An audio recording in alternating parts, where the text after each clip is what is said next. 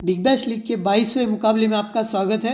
और ये match Perth scorchers versus Sydney Thunders के बीच में कहाँ पे होने वाला है? ऑप्टस स्टेडियम पर्थ के ऊपर मैच रहेगा और 3:45 बजे आपको ये मैच खेलते हुए दिखेगा। तो सबसे पहले अगर हम बात करेंगे इस वेन्यू के बारे में, पिच रिपोर्ट क्या कहता है। अब देखो, आपके सामने पिच की फोटोज भी है। ये सरफेस ना बहुत ही ज़्यादा हार्ड था, ठीक है, हार्ड भी था, ग्रास की लेयर भी थी। सो ये किसको सूट करेगा फिर? Quality pacers.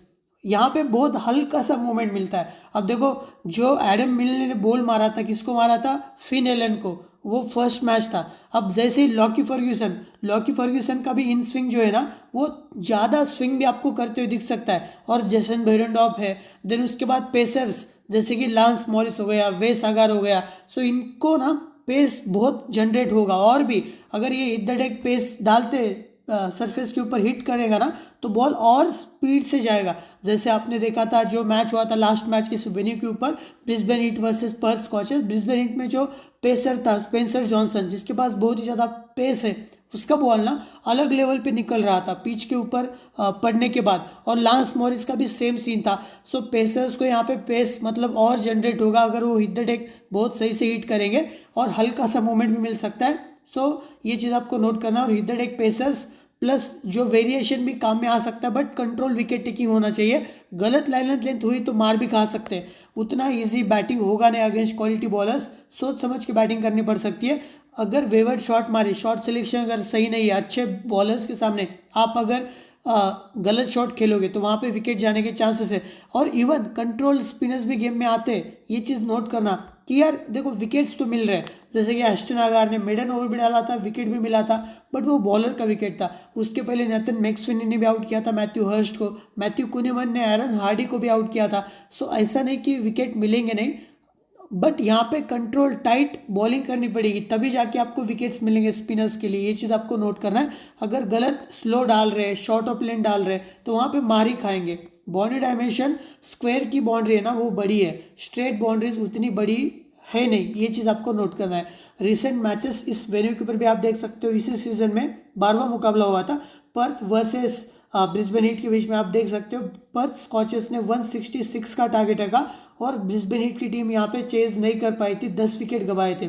पर्थ की तरफ से बैटिंग करते हुए निक हॉब्सन ने जो पारी खेली थी ना, नेक्स्ट लेवल, जो जेवियर बार्टलेट को मार रहा था। कूपर कॉनली ने भी 37 रन बनाए थे, बट देखो कितने गेंदों में, 37 में।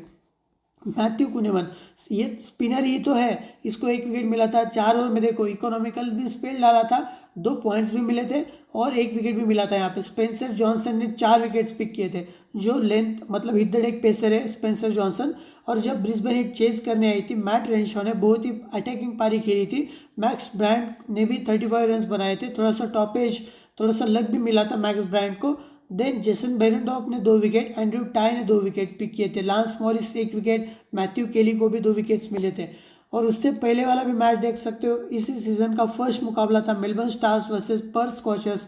Once again Lance Morris second 2 wicket, Jhye Richardson 3 wicket, Brody Couch 1 wicket, Tom Curran 1 wicket. यहाँ पे एस्टन अगार को भी 1 विकेट मिला था हिल्टन कार्टराइट का।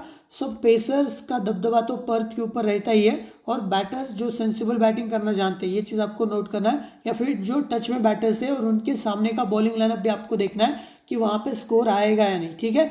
अब बात करेंगे पर्थ स्कॉचर्स की पॉसिबल प्लेइंग 11। इनकी तरफ से Matthew Hurst and Finn Allen आपको ओपनिंग में दिखेंगे। देन उसके बाद कूपर कॉनली या फिर एरन हार्डी 1 डाउन 2 डाउन आपको खेलते हुए दिखेंगे। एस्टन टर्नर, निक हॉब्सन, एस्टन अगार, एंड्रयू टाई, जेसन बेरेंडॉर्फ, जाय रिचर्डसन ये मैच मिस करने वाला है। लांस मॉरिस, और यहाँ पे मैथ्यू केली या फिर ब्राइस जैक्सन भी आ सकता है। ये चीज़ आपको नोट करके चलना है। और सैम फैनिंग का भी इंक्लूड हुआ है स्क्वाड में। सिडनी थंडर्स की अगर हम पॉसिबल प्लेइंग 11 देखेंगे, सो इनके तरफ से ओपनिंग में डेविड वार्नर कैमरन बैंक्रॉफ्ट के साथ आएगा।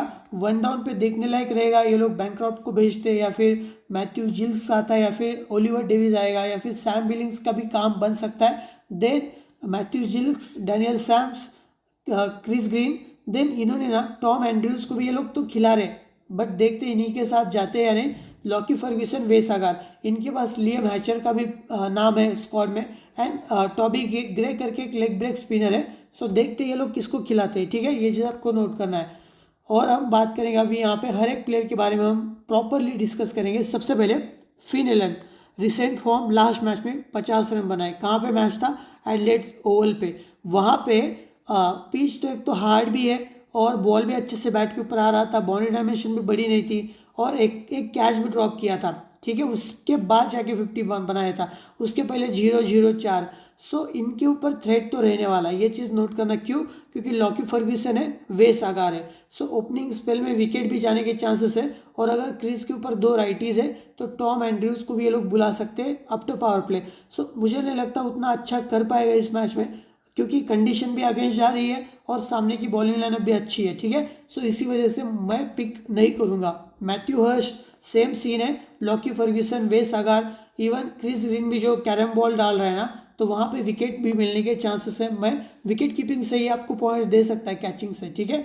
कूपर कॉनली लास्ट मैच में आउट था, एज लगा था, आउटसाइड एज, बट वहाँ पे अपील हुई नहीं थी और रिव्यू भी लिया नहीं था, अंपायर ने नॉट आउट भी दिया था और रिव्यू तो लेना बनता था ब्रेंडन डगेट के बॉल के ऊपर और उसके बाद जाके 48 रन्स बनाए थे।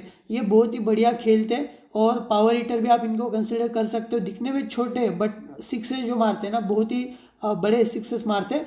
और अभी रिसेंटली ना जो बैटिंग से स्कोर आ रहा है नेक्स्ट लेवल, और 1 से 2 डालते हुए भी दिख सकते हैं अगर कंडीशन सूट करेगा या फिर ज़रूरत पड़ेगी, सामने राइटीज़ हो। अदरवाइज इनका बॉलिंग एक्सपेक्ट मत करना, ये चीज़ आपको नोट करना है। हेड टू हेड में 3 विकेट्स भी पिक किए थे और वेन्यू के ऊपर भी आप देख सकते हो अच्छा ही रिकॉर्ड है। स्टार्ट तो मिला भी है, सामने की जो बॉलिंग लाइनअप है जैसे कि क्रिस ग्रीन का सबसे बड़ा थ्रेट मुझे लगता है कि वहाँ पे होने वाला है।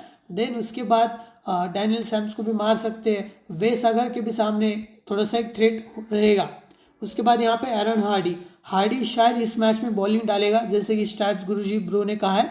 देखते हैं एरन हार्डी बॉलिंग करेगा या नहीं, बट विद द बैट आपको 1 डाउन या फिर 2 डाउन खेलते हुए भी दिखेगा। टेक्निकली स्ट्रांग है और इस वेन्यू के ऊपर भी रिकॉर्ड भी अच्छा ही है, विद द बैट भी थोड़ा सा स्टार्ट तो मिला ही है। लास्ट मैच में 2 ही रन बना पाए थे, विकेट फेंका था, बट हेड टू हेड में भी आप देख सकते हो स्टार्ट तो इनको मिलता भी है। और अगर एक हाथ छक्का वहीं पे लग गया, 22 रन बनाए, एक हाथ छक्का लग गया तो 30+ स्कोर आ भी सकता है, ये चीज़ आपको नोट करना है with the bat.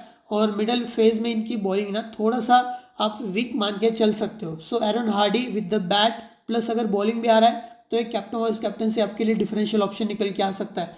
Ashton Turner बहुत ही रिलायबल बैटर है, ये आपको 3rd डाउन बैटिंग करने के लिए दिखेगा और बहुत सेंसिबल भी बैटिंग करना जानता है। सो एस्टन टर्नर को मैं प्रिफर करने के लिए ही कहूँगा।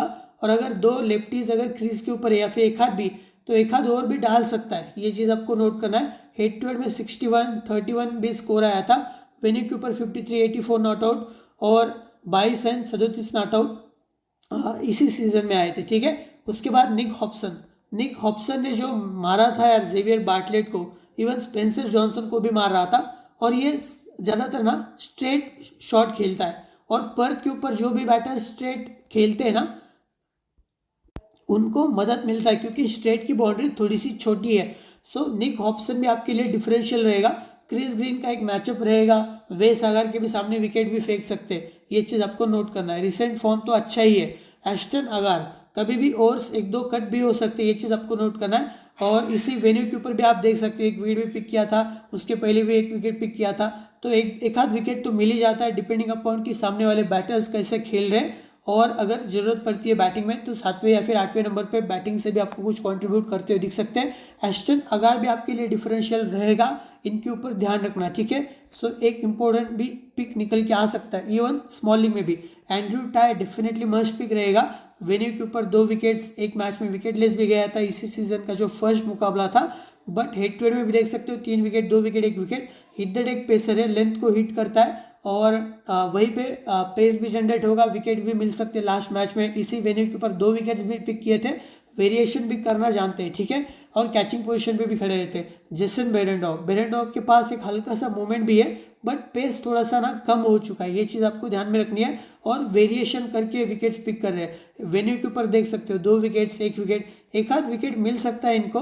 और सामने की बैटिंग लाइनअप भी अच्छी है, डेविड वार्नर आएगा, कैमरन बैंक्रॉफ्ट, सो वहाँ पे पावर प्ले के अंदर शायद विकेट लेस भी जा पाए, देखने लायक बात रहेगी। अगर पेस इनका ना अच्छा खासा नहीं हो रहा है, हाँ पिच से मदद मिल सकती है, पेस वहाँ से जनरेट हो सकता है, बट फिर भी देखने लायक रहेगा कि वेरिएशन के ऊपर कैसे बैटर्स बैटिंग करते हैं। जाय रिचर्डसन ये मैच मिस करने वाले हैं। उसके बाद लांस मॉरिस, डेफिनेटली अगर आपको differential captain vice captain option चाहिए तो लांस मॉरिस, मैं ऐसे नहीं बोल रहा हूँ, इनके पास पेस है और यहीं पे पेस जनरेट भी हो रहा है, पिच से मदद भी मिल रही है। और वेन्यू के ऊपर भी आप देख सकते हो इसी सीजन में 2 मैच में 3 विकेट भी पिक किए थे, लास्ट मैच में 2 विकेट भी मिल जाते हैं, बट वहाँ पे कैच ड्रॉप किया था एंड्रू टाई ने। सो इम्पॉर्टेंट पिक तो रहेगा ही, और कभी कभार विकेट लेस भी गए बट 2 विकेट भी पिक किए, और रिसेंट फॉर्म बहुत ही अच्छा है, सरफेस भी सूट करेगा। सो लांस मॉरिस को भी आपको प्रीफर करके चलना है, नो ब्रेनर। सैम फैनिंग इसी वेन्यू के ऊपर लास्ट सीजन 31 रन्स की पारी खेला था, प्लेऑफ्स का गेम था वो,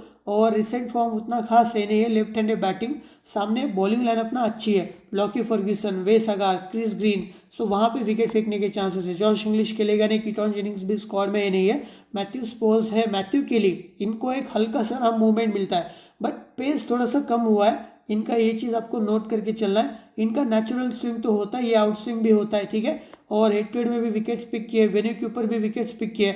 आपको अगर डिफरेंशियल जाना है तो मैथ्यू केली भी आपके लिए डिफरेंशियल इवन स्मॉल लीग में भी हो सकता है। और डिस्ट्रीब्यूशन की अगर हम बात करेंगे पर्थ स्कॉचेस के बॉलर्स की, तो जाय रिचर्डसन अभी है नहीं, सो जेसन बेरेंडॉर्फ एंड लांस मॉरिस आपको ओपनिंग स्पेल डालते हुए दिखेंगे। उसके बाद अगर मैथ्यू केली खेला तो वो भी आ सकता है एकाध और, देन एंड्रू टाई, एस्टन अगार, अगर जरूरत पड़ी आयरन हार्डी भी इनके पास है, कूपर कॉनली भी है, एस्टन टर्नर भी है, डिपेंडिंग अपॉन के कितने बॉलर्स है, क्रीज के ऊपर कौन खड़ा है, Ashton Agar, Turner, Cooper Connolly, Aaron Hardie, ये डिफरेंशियल बॉलर्स निकल के आ सकते हैं। अब बात करेंगे सिडनी थंडर्स के प्लेयर्स का रिसेंट फॉर्म। सबसे पहले यहाँ पे डेविड वार्नर का रिसेंट फॉर्म ना, अब देखो लास्ट मैच में 86 रन बनाए, उसके पहले 19, 17, 7 स्टार्ट तो मिल रहा था बट एक गलत शॉट हाथ में जाके ना विकेट भी फेंक के जा रहे थे, और थोड़ा सा फुलर लेंथ बॉल के ऊपर स्ट्रगल कर रहे थे।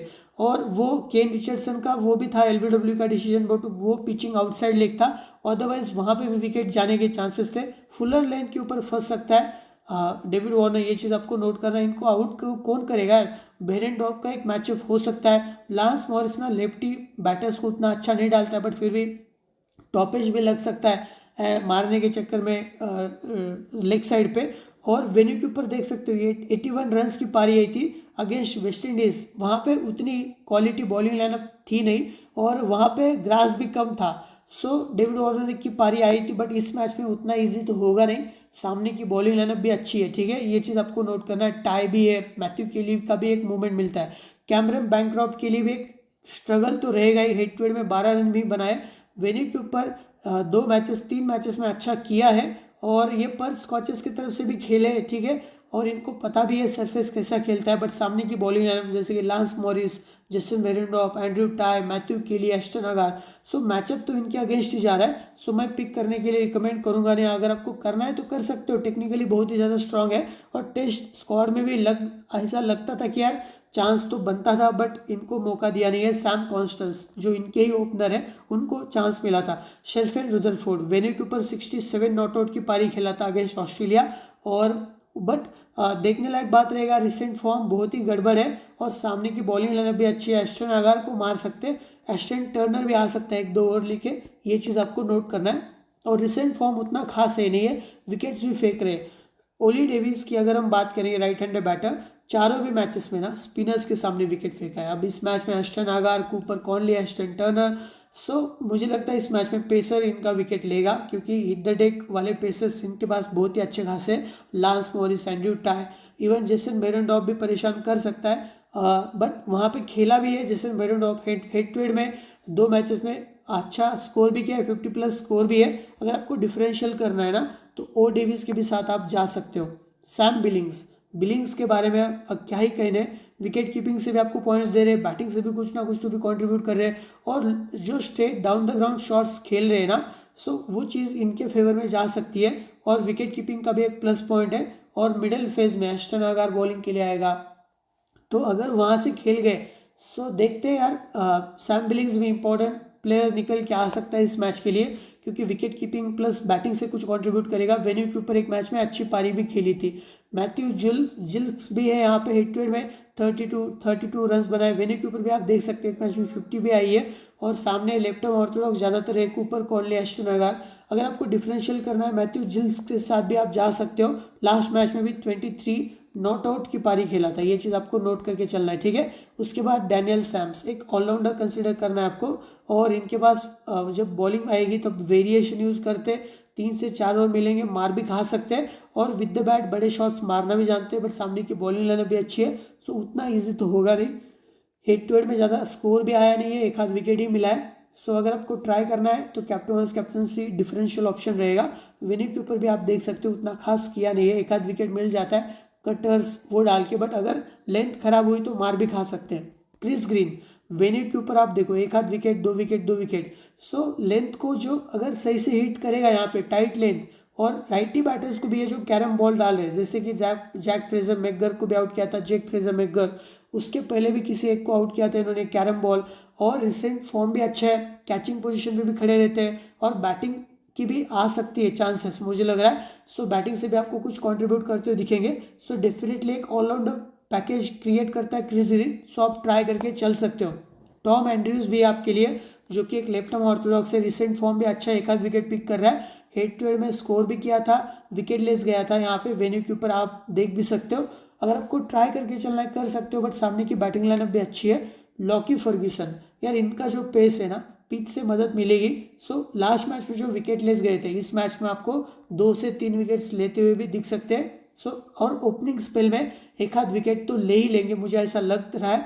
और वेन्यू के ऊपर अभी तक खेला नहीं है, हिट भी खेला नहीं है। सामने जो है फिन एलन हो गया, मैथ्यू हर्स्ट हो गया, इवन एरन हार्डी, राइटी बैटर्स को ना लॉकी फर्ग्यूसन का जो इन स्विंग आता है, जैसे राइटी बैटर्स है तो यहाँ से जो इन स्विंग आ रहा है ना वो बहुत ही डेडली है। बट लेफ्टी बैटर्स के लिए ना वो पिचिंग जो है वो आउटसाइड लेग होके जा रही है और वहाँ पे फ्लिक किया जा रहा है, ठीक है, ये चीज़ आपको नोट करना है। सो ये राइटी बैटर्स के सामने थोड़ा सा लिटल रहेंगे वर्सेस लेफ्टी। वेस अगार दोनों भी बैटर्स को ना बहुत ही बढ़िया से डाल रहा है, वेरिएशन भी करने आ रहा है, पेस भी जनरेट करता है। सो रिसेंट फॉर्म भी अच्छा ही है, 2 मैचेस में 7 विकेट्स पिक किए, वेन्यू के ऊपर 3 विकेट्स भी है। सो ये भी आपके लिए एक बेहतरीन कैप्टन वाइस कैप्टन से ऑप्शन निकल के आ सकते हैं। बस सामने की बॉलिंग बैटिंग लाइनअप अच्छी है, एस्टन टर्नर, एरन हार्डी, कूपर कॉनली, उतना ईजी होगा नहीं, बट अगर थोड़ा बहुत लक मिला तो वेस अगार भी आपको वर्क होते हुए दिख सकता है। नेथन मैकेंड्री को मैं उतना, क्योंकि स्क्वाड में है ही नहीं। लियम हैचर को भी जगह मिल सकती है क्योंकि पेस जनरेट हो रहा है पिच से। सो हेड टू हेड में 2 विकेट्स भी पिक किए थे। टॉम एंड्रयूज को बाहर करके ले भी सकते हैं। सैम कॉन्स्टेंस स्क्वाड में ही नहीं है। तनवीर संघा शायद रूल्ड आउट ही कंसिडर करो क्योंकि अभी स्क्वाड में जसन संघा भी नहीं है, ठीक है। ओवर्स की अगर हम बात करेंगे तो इनके पास जो 4 बॉलर्स है यही ज़्यादातर आपको बॉलिंग डालते हुए दिखेंगे। लॉकी फर्ग्यूसन, वेस अगार, ये आपको ओपनिंग स्पेल में दिखेंगे। उसके बाद अगर राइटी रहा तो टॉम एंड्रयूज को लाया जाएगा, अदरवाइज डैनियल सैम्स भी आ सकता है एक आध ओवर पावर प्ले के अंदर। देन क्रिस ग्रीन भी है जो आपको प्रॉपर 4 ओवर, ये सभी 4 ओवर आपको डालते हुए दिख सकते हैं, ठीक है। और क्रिस ग्रीन लेफ्टीज के सामने आपको बॉलिंग करते हुए दिखेगा। कूपर कॉनली आया तब क्रिस ग्रीन बॉलिंग करने आएगा। हेड टू हेड मैचेस की अगर हम बात करेंगे तो 30th मैच हुआ था और Sydney thunder versus Perth scorchers का भी देख सकते हो आप यहाँ पे। एस्टन अगार को 2 विकेट्स मिले थे, कूपर कॉनली ने 3 विकेट्स निकाले थे। पर्थ स्कॉचर्स की तरफ से बैटर में जॉश इंग्लिश फिलहाल है ही नहीं है, Chris Green 1 wicket, Nathan McAndrew 2 wickets. Nathan McAndrew के मैचअप्स थे बट अभी खेल नहीं रहा है। उसके पहले भी आप देख सकते हो यहाँ पे 111 रन पे ही ऑल आउट हुई थी ये टीम और इन्होंने टारगेट इजीली चेज किया था। बैंक्रॉफ्ट पर्थ स्कॉचर्स की तरफ से खेलती हुई 55 नॉट आउट की पारी खेली थी। क्रिस ग्रीन भले ही विकेट लेस गया था बट कंट्रोल बॉलिंग थी। मैकेंड्रू को 1 विकेट मिला था, एंड्रयू टाई को 3 विकेट्स, मैथ्यू केली को 2 विकेट्स मिले थे। अब बात करेंगे मैचअप्स के बारे में। फिन एलन वर्सेस यहाँ पे डैनियल सैम्स का एक बार विकेट फेंका है। लॉकी फर्ग्यूसन के सामने रन भी नहीं किया बट विकेट जाने के चांसेस मुझे लग रहा है। वेस अगार के सामने भी आप मैचअप देख के चल सकते हो। एरन हार्डी के सामने लॉकी फर्ग्यूसन 4 बॉल 8 रन बनाए। देन वेस अगार के सामने 5 बॉल 5 रन बॉल स्कोर किया। डैनियल सैम्स के भी सामने स्कोर किया है। एरन हार्डी एक इंपॉर्टेंट पिक निकल के आएगा, ठीक है। उसके बाद एस्टन टर्नर वर्सेस मैकेंड्रू का मैचअप तो है बट अभी सैम्स के सामने रन बॉल स्कोर, सैम्स को मार भी सकते हैं। क्रिस ग्रीन के सामने भी रोक के रखा है। लॉकी फर्ग्यूसन का एक मैचअप होने वाला है। निकोल हॉब्सन के सामने क्रिस ग्रीन का मैचअप होगा क्योंकि lefty versus off break spin, plus Wes Agar का एक मैचअप आपको देखने को मिल सकता है। जॉश इंग्लिश अभी खेलेगा नहीं। डेविड वार्नर वर्सेस जेसन बेरेंडॉर्फ 2 बार आउट किया है। मैथ्यू केली ने भी 1 बार आउट किया है। लांस मॉरिस के सामने टाइट रखा है लांस मॉरिस ने। Cameron Bancroft versus Jason Behrendorff, Lance Morris, आपको ये तगड़ा मैचअप देखने को मिलेगा। देन यहाँ पे ओली डेविस भी है और मैथ्यू केली ने 1 बार आउट किया था। एस्टन अगार ने भी 1 बार आउट किया था, ठीक है। स्पिन के सामने स्ट्रगल कर रहे ओली डेविस। जेसन बेरेंडॉर्फ के सामने स्कोर किया था। देन लांस मॉरिस के सामने उतना अच्छा नहीं कर पाए थे। सो इनका matchup Ashton Agar and pacers के सामने भी होने वाला है। शेरफेन रुदरफोर्ड, जेसन बेरेंडॉर्फ ने 1 बार आउट किया था। एंड्रू टाई के सामने भी 1 बार विकेट फेंका था। सैम बिलिंग्स, एस्टन अगार के सामने एक बार विकेट फेंका है। बेरेंडॉर्फ ने भी 1 बार आउट किया है। देन मैथ्यू केली एंड्रू टाई को खेला है। मैथ्यू जिल्स बेरेंडॉर्फ के सामने वो तो मैचअप रहेगा ही। एस्टन अगार ने भी 1 बार आउट किया था मैथ्यू जिल्स को। Daniel Sams versus Andrew tie and Mitchell Marsh का भी मैचअप, अभी मिचेल मार्श है ही नहीं। कूपर कॉनली ने भी 1 बार आउट किया था। क्रिस ग्रीन वर्सेस टाई का मैचअप आपको देखने को मिलेगा। यहाँ पे कोई खेलेगा नहीं। पर्थ स्कॉचर्स के अगर हम बैटर्स देखेंगे इस वेन्यू के ऊपर, एस्टन टर्नर ज़्यादा मैचेस भी खेले, ज़्यादा स्कोर भी बनाया और 84 का हाईएस्ट स्कोर भी है। जॉश इंग्लिश का अगर आप यहाँ पे देखोगे सो अभी खेलेगा नहीं। एरन हार्डी 18 मैच में 500 प्लस रन, 90 का हाईएस्ट स्कोर है। कूपर कॉनली 10 मैच में 268 रन, हाईएस्ट स्कोर 64। निक हॉब्सन, इनका भी हाईएस्ट स्कोर वो लास्ट मैच में आया था 48 नॉट आउट। और यहाँ पे बॉलर्स की अगर हम बात करेंगे, सैम फैनिंग ने भी एक मैच में 31 रन बनाए थे। और बॉलर्स की अगर हम बात करेंगे, टाई ने देखो 53 विकेट्स पिक किए, बेरेंडॉर्फ ने 41, देन मैथ्यू केली ने 26, एस्टन अगार ने 18। मैच बाय मैच एक आध विकेट मिल जाता है। लांस मॉरिस ने 11 मैच में 18 विकेट। लांस मॉरिस के लिए सरफेस तो बेहतरीन है, 12 मैच में 14 विकेट। एरन हार्डी, कूपर कॉनली ने 3 विकेट्स एंड यहाँ पे टर्नर ने 2 विकेट्स पिक किए थे। सिडनी थंडर्स के बैटर्स देखेंगे इस वेन्यू के ऊपर, तो बैंक्रॉफ्ट देखो पर्थ की तरफ से खेल चुका है, 615 रन से 95 का हाईएस्ट स्कोर भी है। सैम बिलिंग्स का भी आप देख सकते हो 83 का हाईएस्ट स्कोर है। और मैथ्यू जिल्स भी आप देख सकते हो 51 का हाईएस्ट स्कोर है, 32 रन भी बनाए थे। ओली डेविस ने एक ही मैच खेला था, 58 रन बनाए हैं। और क्रिस ग्रीन भी थोड़ा बहुत रन करना जानता है, ठीक है, ये चीज़ आपको नोट करना है। डैनियल सैम्स भी है। बॉलिंग की अगर हम बात करेंगे तो नेथन मैकेंड्रू, क्योंकि हिट द डेक पेसर है, उसने 7 विकेट्स लिए थे बट अभी खेल नहीं रहा है। क्रिस ग्रीन 4 मैच में 5 विकेट्स। वेस अगार 1 मैच में 3 विकेट्स। देन यहाँ पे डैनियल सैम्स 2 मैच में 0 विकेट्स, विकेटलेस गए सरफेस के ऊपर, क्योंकि उनका बॉल ना थोड़ा सा ग्रिप या फिर वो जो कटर्स वेरिएशन होते हैं वो वर्क होते नहीं है। और सामने की बैटिंग लाइनअप भी अच्छी है। अब बात करते हैं अपनी बेसिक फाइनल टीम के बारे में। सबसे पहले फ्रॉम विकेट कीपिंग डिपार्टमेंट हमने सैम बिलिंग्स को प्रीफर किया, क्योंकि विकेट कीपिंग ग्लव्स का भी एक चांस रहेगा। एस्टन टर्नर को रखा है, आप डेविड वार्नर के साथ भी जा सकते हो। ऑलराउंडर में डैनियल सैम्स, कूपर कॉनली, यहाँ पे एस्टन अगार या फिर क्रिस ग्रीन के साथ मैं जाऊँगा। देन बॉलिंग में जेसन बेरेंडॉर्फ, जय रिचर्डसन तो खेलेगा नहीं। देन यहाँ पे लॉकी फर्ग्यूसन को भी हमने प्रीफर किया है। टाई, लांस मॉरिस एंड वेस अगार को हमने रखा है। कैप्टन वाइस कैप्टनसी ऑप्शन देखो, यहाँ पे लॉकी फर्ग्यूसन है, जय रिचर्डसन खेलेगा नहीं, वेस अगार भी आपके लिए अच्छा है, लांस मॉरिस भी आपके लिए अच्छा है, बेरेंडॉर्फ भी है, टाई भी आपके लिए डिफरेंशियल है, कूपर कॉनली भी है।